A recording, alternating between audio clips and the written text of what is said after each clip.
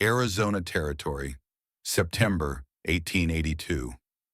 The night had no moon. Darkness swallowed the land whole, turning the desert into a black sea without end. Ezra Holloway sat alone in his cabin, cleaning his Sharps rifle by the dim glow of an oil lamp.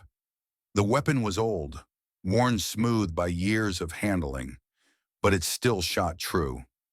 It had followed him through the killing fields of Virginia, through 18 years of silence, through dreams that never let him forget. 3 gunshots shattered the quiet, sharp, clear, from the east. Ezra grabbed his Winchester and was out the door before the echoes died. His boots hit the dirt, his eyes cut through the darkness. Torchlight flickered in the distance, moving fast, coming his way. A figure ran toward the ranch, stumbling, falling, rising again. Behind it, 3 riders closed the gap. Ezra raised his rifle, steadied his breath, fired. The lead rider dropped from his horse without a sound. The other 2 cursed and wheeled around. They saw the muzzle flash. They understood. Without another word, they vanished into the night. Ezra walked forward, rifle ready. The runner lay face down in the dirt 20 feet from his porch, chest heaving, fingers clawing the ground. Slowly the figure pushed up and turned. A woman, Apache, young, maybe 30, clothes torn, face caked with dust and blood. But her eyes held no fear, only a bone-deep exhaustion that had become its own kind of calm. She looked at him and spoke. Her voice was raw, cracked at the edges, but every word landed clear. "Kill me or marry me. There is no third choice." Ezra Holloway was 45 years old. He had watched friends die in trenches filled with blood. He had buried his wife with his own hands. He had spent a decade on this land speaking to no one, needing no one. But he had never heard words like these. He studied her for a long moment. The lamplight from his cabin threw weak shadows across the space between them. "Get up," he said. "Explain inside." Her name was Nalin. She sat by the fire, a blanket around her shoulders. She did not watch the flames. She watched him. Ezra stood across the room, back against the wall. The Winchester leaned within reach. "Talk," he said. She did. Her husband was Grey Wolf, a good man, strong and honest. They had lived on land near the river, land her family held for generations, land with water, the only creek in this region that survived the brutal summer droughts. 6 months ago, white men came. They carried papers, documents with official stamps. They said the land belonged to someone else now. Grey Wolf refused to leave. He knew those papers were forged. He had proof. Evidence that these same men had stolen land from 4 other families using the same methods. He planned to take everything to the federal court in Tucson. 3 days later, Grey Wolf was dead, shot through the chest. The killer had a cross-shaped scar on his neck. After that, Nalin's world collapsed. Without a husband, she had no protection under Apache law. A widow without family could be claimed by any man who wanted her, or cast out to die alone. She chose to run. For 6 months, she survived. Mountains, deserts, hiding, starving, fighting for one more sunrise. Tonight, they almost caught her. "Why come here?" Ezra asked. "I did not choose you," she said. "I ran until my legs gave out. Your land was where I fell." "And that offer? Kill you or marry you?" Her gaze did not waver. "If you kill me, I die free. No man will own me. If you marry me, I have standing under white law. Protection. A place." She paused. "Both are better than what waits otherwise." Ezra felt something shift in his chest. Not pity, something older, harder. "The man who killed your husband? Cross-shaped scar on his neck?" "Yes. I know him. Virgil Slade. Works for Colonel Josiah Bramwell." Nalin's hands tightened in her lap, but her face stayed stone. "Bramwell controls this territory," Ezra continued. "Owns half the town. The sheriff is his cousin, The judge owes him money. He paused. Helping you means war. I know. Then why ask? Something flickered behind her exhaustion, not hope, fiercer. Because I am done running. If I die, I want to die standing, not on my knees. Ezra said nothing. His eyes moved to the wall. The Sharps rifle, the faded army medal, the photograph of a golden-haired woman, 10 years dead, Josiah Bramwell. The name crawled through his memory like a snake. Cold Harbor, June 1864. 47 Union prisoners kneeling in a ditch. A Confederate colonel standing above them, voice cold as grave dirt. No rations for prisoners. Dispose of them. The gunfire, the screams, bodies falling. Ezra playing dead beneath the weight of his brothers until the killers finally left. 3 men crawled out of that ditch. Ezra was one, and the colonel who gave the order was Josiah Bramwell. Stay tonight, Ezra said, his voice flat. Tomorrow I give you an answer. Morning came gray and cold. Ezra rode 8 miles to Silverton. The streets were quiet. Faces watched from windows but did not wave. He found Tomas Aguilar at the blacksmith shop, hammering iron. Tomas was 50, half Mexican, half Apache. Arms like oak branches, a face carved by decades of sun and hard truth. Holloway, Tomas did not look up. Heard shots from your direction. Trouble found me. What kind? The kind that speaks Apache and has half the territory hunting her. Tomas stopped hammering. He wiped his hands and met Ezra's eyes. The widow. Bramwell's been hunting her 2 months. $500 on her head. I figured. Helping her is a death sentence. Maybe. Tomas shook his head. Not maybe. Bramwell has 15 guns. You have yourself and stubbornness.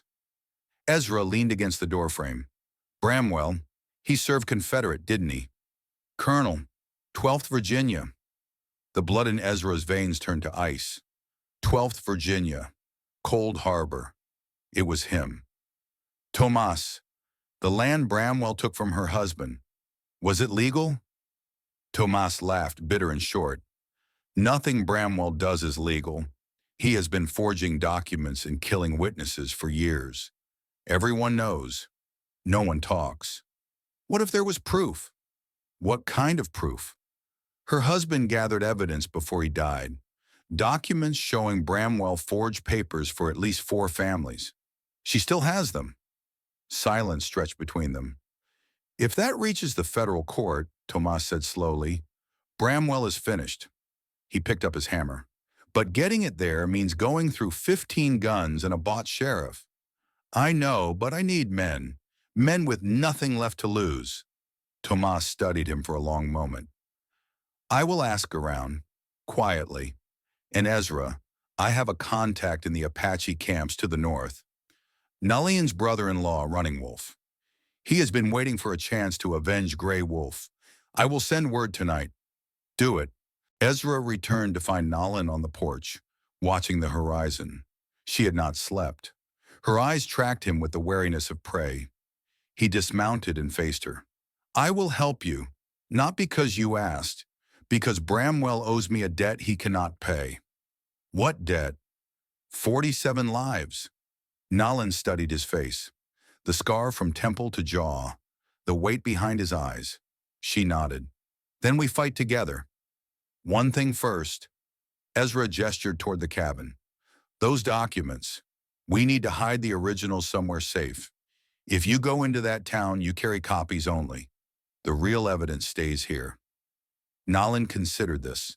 Then she reached into her clothing and withdrew a leather pouch. Where? I know a place. Root cellar beneath the barn. No one will find it. Together they buried the truth beneath the floorboards. 2 days passed in tense quiet. On the 3rd afternoon, dust rose on the eastern horizon. 5 riders. Ezra grabbed his rifle and stepped onto the porch.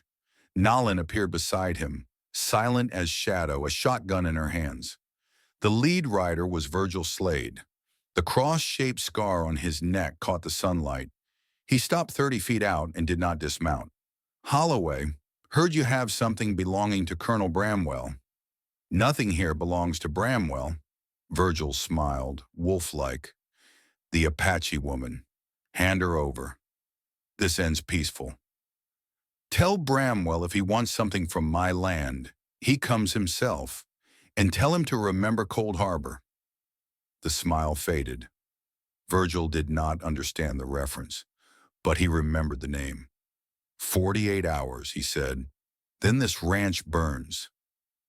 They rode away, leaving a dead cow at the gate. Throat cut. A message. That night, Ezra and Nalin took turns on watch. At 3 in the morning, Nalin heard movement near the barn. Soft. Careful. Wrong. She did not wake Ezra. She moved through darkness like smoke, the knife from her boot already in hand. When Ezra arrived minutes later, he found a man face down in the hay, knife through his shoulder, mouth stuffed with straw. Nalin stood over him, breathing steady. He meant to burn the barn. Ezra looked at her differently after that. "You are not just a widow running from shadows. My father was a warrior. He taught me young." Her voice was flat. "I run not from weakness. I run because I had nothing worth fighting for. And now?" She met his eyes. "Now I have something." Morning brought worse news. A boy from town rode out, face pale, hands shaking. "Mr. Holloway, they took Father Cornelius. Bramwell's men grabbed him from the church last night." Father Cornelius, 65 years old, the only man in Silverton who openly stood against Bramwell. He had been gathering testimony, building a case. "What does Bramwell want?" "He says you have until sundown tomorrow. Bring the woman and the documents, or the priest hangs in the square." The boy rode away. Nalin stood in the doorway. Her face was stone. "He will die because of me. He will die because Bramwell is a murderer, not because of you. If I surrender, the priest lives. If you surrender, Bramwell kills you, kills me, kills everyone who knows the truth." Then he continues. Ezra shook his head. "No, we find another way." That night, 6 people gathered at Tomas's shop. Ezra, Tomas, 3 ranchers whose families Bramwell had destroyed, and Father Cornelius's young assistant, a boy of 19 with steady hands and nothing to lose. "Bramwell has 12 men in town plus Slade," Tomas said, scratching a map in the dirt. 13 guns against 6. 7, Nalin said from the shadows. Everyone turned. "I shoot, I fight, count me." Ezra nodded. 7 against 13, bad odds. "Better than no odds," one of the ranchers muttered. Tomas spoke again. "I sent a rider to the Apache camps 3 days ago. Running Wolf knows what happened to his brother. If he comes, we have a chance." "If?" Ezra asked. "The rider should have reached them by now. Whether they ride is up to Running Wolf." Nalin's expression flickered. Hope and fear intertwined. They planned through the night, every angle, every risk. Then Nalin spoke. "I have an idea. It requires trust." She laid it out. She would ride into Silverton alone, surrender herself, draw every eye to the square. "The documents I carry will be copies, worthless, but Bramwell will not know until too late. While he focuses on you," Ezra said slowly, "we get into position. When you start shooting, I free the priest. You could die before we reach you." Nalin's eyes were steady. "I have been ready to die since the night I met you. But now if I must die, I choose to die like Grey Wolf, standing, fighting." The room went silent. Ezra nodded. "Then we do this together." Sundown bled across the sky. Nalin rode into Silverton alone. Her horse walked slow down the main street, hooves echoing on packed earth. Windows shuttered, doors closed. The town held its breath. Virgil Slade waited at the end of the street, arms crossed. The Apache woman. Alone. His scarred face twisted into a grin. Brave. Or stupid. Nalin dismounted without a word. Let him lead her to the square. Father Cornelius knelt at the center, hands bound, a noose around his neck. His white hair was matted with blood, but his eyes held no blame when they met hers. Only sorrow. Colonel Josiah Bramwell descended from the saloon balcony, 60 years old, silver hair, the bearing of a military man. But his eyes were empty pits, the eyes of a man who had stopped seeing others as human long ago. The documents, he said, hand extended. Nalin threw the leather pouch at his feet. There, release the priest. Bramwell opened the pouch, scanned the papers. His lips curled. Release him? I never made such a promise. He gestured.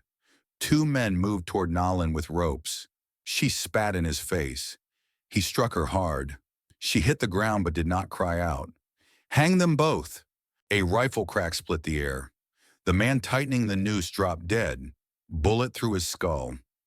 Ezra Holloway stood in the church bell tower, Sharp's rifle smoking. Chaos erupted. Tomas and the others burst from alleys, guns blazing. Bullets tore through the square. Horses screamed and bolted. Nalin rolled, pulled the knife hidden in her hair, slashed Father Cornelius's bonds. Move! She shoved him toward cover. The battle raged. Bramwell's men were scattered, surprised, but they outnumbered the attackers. Tomas took a bullet in the leg. One rancher fell and did not rise. Then from the northern ridge, a sound. Hoofbeats, many hoofbeats. 9 Apache warriors crested the hill. At their head rode a man with gray-streaked hair and fire in his eyes. Running Wolf. Tomas, bleeding against a water trough, laughed through his pain. They came. Thank God, they came. The warriors swept down like a storm. Bramwell's remaining men broke. Some surrendered. Some fled into the desert. In the chaos, Virgil Slade saw his chance. Nalin was helping Father Cornelius to safety. Her back was turned. Slade drew his knife and charged. Ezra dropped from the church roof, landing hard between them. Slade! Virgil stopped, grinned. Holloway, the Cold Harbor survivor, heard about you. You killed her husband. I kill a lot of people. Hard to keep track. They faced each other, 15 feet apart, hands hovering over holstered pistols. The world went silent. 2 shots rang out as one. Virgil fell backward, hole in his chest, dead before he hit the ground. Ezra staggered. Blood spread from his left shoulder, but he stayed upright. Bramwell tried to escape through the saloon's back door. Running Wolf was waiting. They dragged him to the square and threw him at Ezra's feet. Recognition dawned in Bramwell's eyes. You, Cold Harbor. You were one of them. Ezra pressed his pistol to Bramwell's forehead. His hand was steady. His voice was not. 47 men, unarmed, prisoners. You ordered them shot. That was war. Bramwell's voice cracked. They were enemies. They were surrendered soldiers. You murdered them. Ezra's finger tightened on the trigger. 18 years of nightmares focused on this moment. 18 years of waking in cold sweat, hearing the screams, seeing the faces of men he could not save. He could end it now. One squeeze. Father Cornelius spoke from nearby, voice weak but clear. Ezra, son, do not let him make you what he is. Nalin stood a few feet away, silent, watching. He looked at her. In her eyes, he saw the question she did not ask. What kind of man do you choose to be? Ezra thought of the 47, their faces, their names he still remembered. They had deserved justice, not revenge. Slowly, he lowered the gun. You do not get a quick death, he said. You will stand trial. The whole territory will hear what you did. At Cold Harbor. Here, everywhere. He stepped back. The law will hang you in daylight, for everyone to see. Bramwell's face crumbled. Somehow, this was worse than a bullet. 3 months later, winter had come to Arizona territory. Snow dusted the hills. Smoke rose from the chimney of the Holloway Ranch. Inside, Nalin sat by the fire, mending a shirt. Her face had filled out. Color had returned. Ezra entered, stamping snow from his boots. Getting colder. Horses are fed. Barn is secure. They had fallen into a rhythm. Not husband and wife in any traditional sense. Partners. Two people who had earned each other's trust through fire and blood.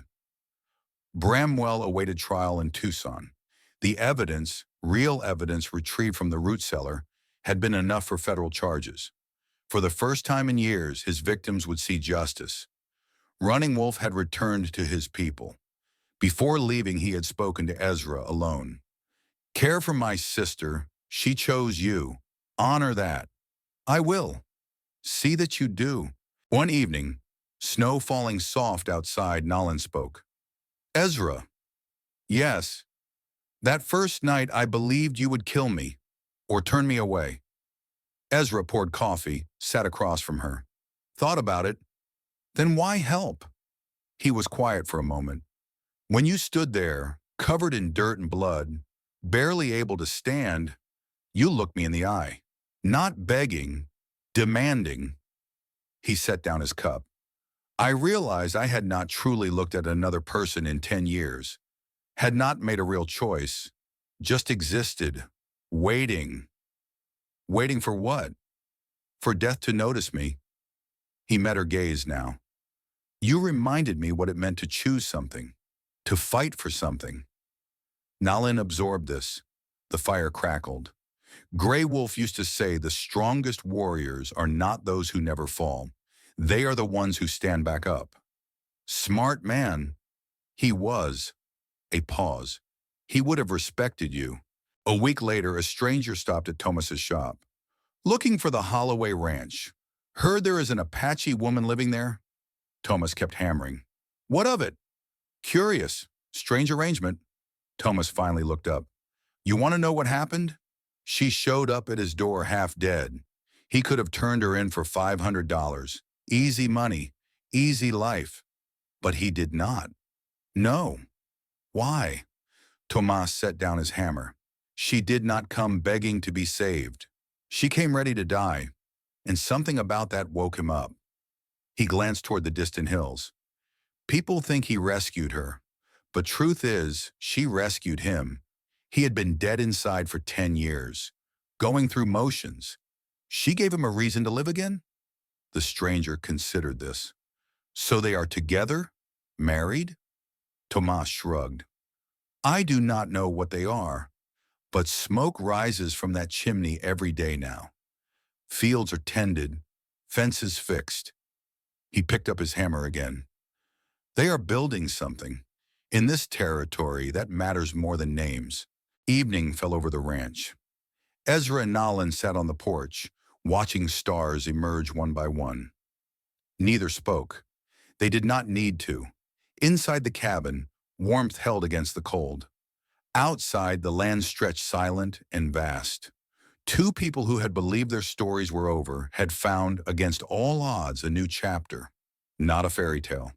Not a love story in the way songs told it. Something harder. Something earned. Respect forged in blood. Trust built through action.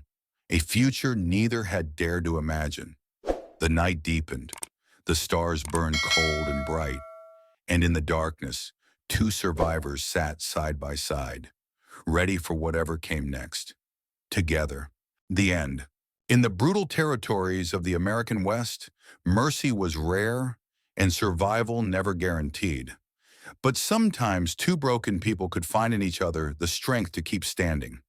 Not because the world was kind, because they chose to be. And that choice made all the difference.